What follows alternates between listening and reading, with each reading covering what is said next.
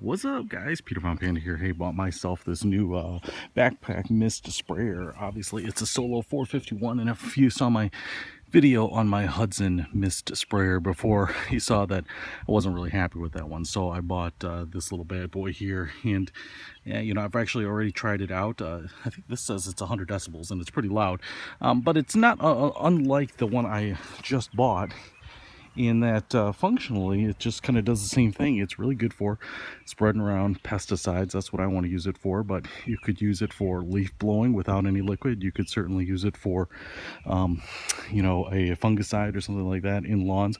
Most of the mosquito companies that come out and spray your residents for mosquitoes will use almost this exact same thing. And in fact, this is the brand that a couple of my local companies use. So I thought, you know what, if it's good enough for them, it's good enough for me. So, it's not too big. It's only a little over a 3-gallon tank. If the markings right here show that it goes up to 3 gallons, so if you fill it up all the way, you're losing volume, but I think it's maybe 3 1/4-ish in terms of total volume is what you can put. A screw down top here. I've got a little debris from my spraying a little earlier, and there is a screen in there so that you don't get a lot of splashing. And that's actually, the screen is tethered in with a silicone tube or a rubber tube there. So it does take a little bit of work to put together.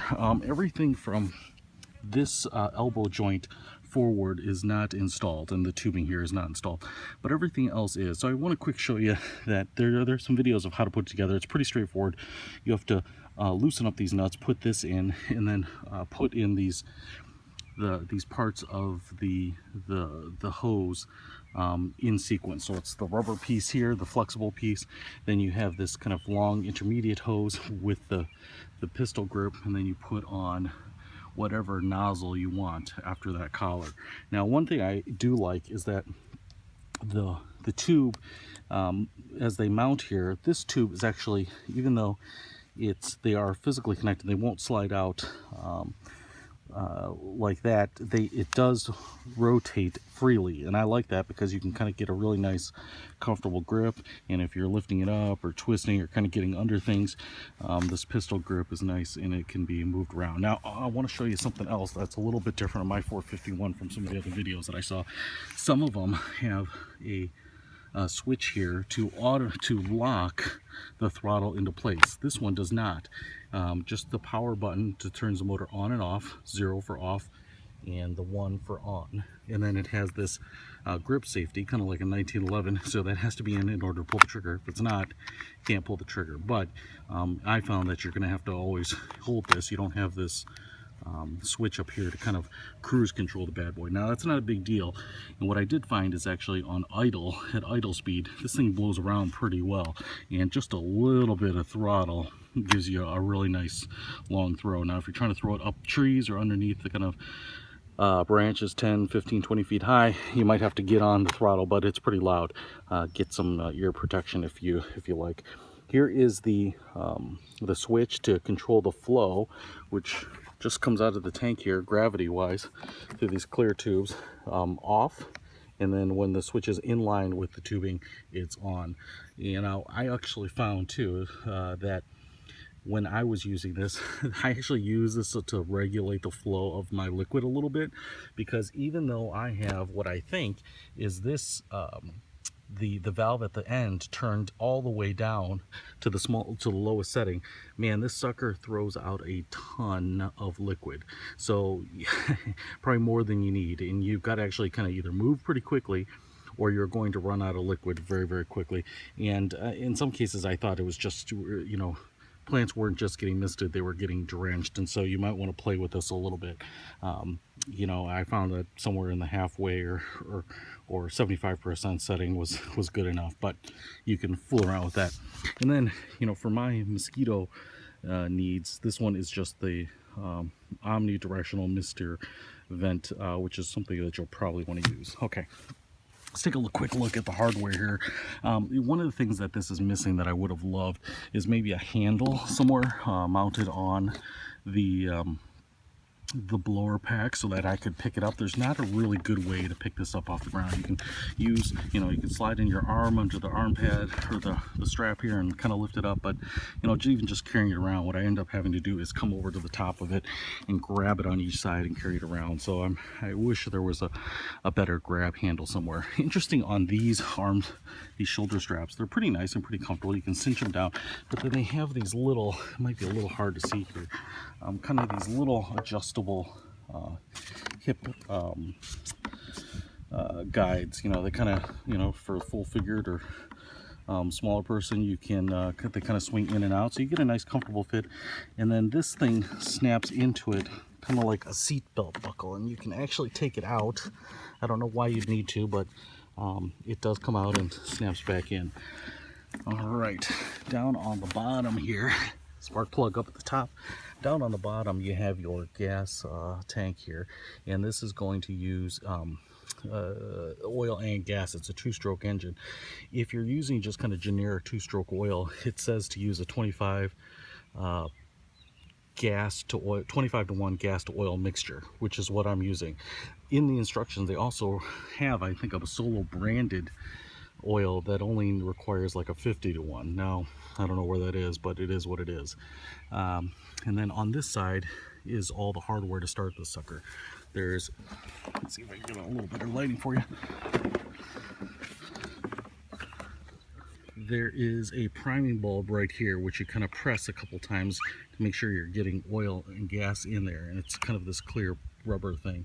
Then there is the choke, and now what I found is this is off and this is on, and then there's this kind of sideways symbol there, but it doesn't go sideways. So I guess off and on, so don't force it too much. It's pretty small, and this ridge here is a little hard to get a good purchase on that switch, but that is where you have to put it. And then here is the pull strap. Now the big deal that I liked, and the reason I got this thing was, is this thing easier to start than my Hudson? Because the Hudson was a pain in the ass, and the answer is absolutely yes. And now I don't even remember exactly what the procedure is. I think I put the choke in off, just kind of give it a pull to, I don't know, make sure it's not flooded, or to burn off any excess gas. I kind of just pull the thing down here. Oh, you gotta turn your switch on here first. So you turn that on, and then, yeah, it sounds like it's alive, so I'm just gonna turn the choke on and go ahead and pull it. That was pretty awesome. One pull at idle, it's not too loud. You can see it's already blowing air there. Now if I give it a little juice, pretty awesome. It's ready to rock. Now I'm going to turn it off here and just give you my quick commentary in that, now you saw I pulled it once as per the instructions to make sure that I think the thing isn't flooded, or just to make sure it's running, and then I just gave it a very gentle, but you do have to muscle a little bit, but you don't have to jerk the sucker. To me, it's like when I got my first push lawnmower. It was a Honda, and it was advertised to be a one pull, one start kind of deal, and that sucker always worked like that, and this one does too. If you're going to use this type of thing a lot, or you're going to start a business and spray mosquitoes, this is the one I'd get, the Solo 451. So far it's easy to start, it starts reliably, and I'll be honest, man, this thing works like the dickens too. Did my yard today and sprayed a lot of stuff, plants, and haven't had any bugs. I'm outside right now after working my tail off and sweating out about a gallon of sweat. But I'll tell you what, man, it was pretty easy to use. The only other thing I would have liked on top of the regular safety gear that I was wearing is some hearing protection, which I have, which I'll use next time, because it does get pretty loud on full throttle. Now the last thing I will say about it, and you can see in the video that I'm shooting for this, is that, at 3¼ gallons of fluid, it goes by fast. I have about an acre of property here, and I got pretty much the big plants that I wanted to spray in the area that I am most commonly hanging out in.